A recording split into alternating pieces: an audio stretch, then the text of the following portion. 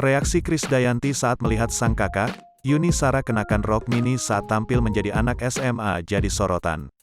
Yuni Shara dan Krisdayanti diundang di acara perayaan ulang tahun Ussy Sulistyawati. Tema ulang tahun begitu unik, yakni sekolah.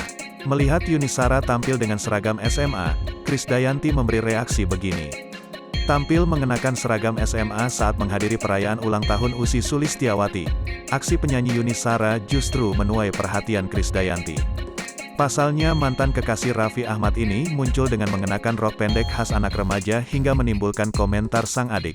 Meski sudah menginjak usia 50 tahun, penampilan Yuni Shara masih saja terlihat awet muda.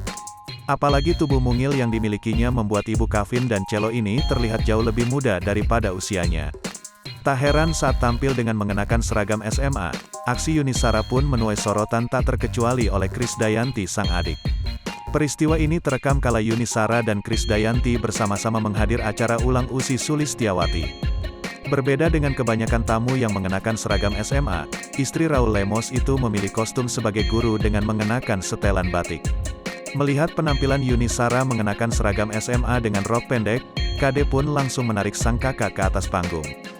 Mentang bocah badan segini pakai rok sejengkal, ucap Krisdayanti.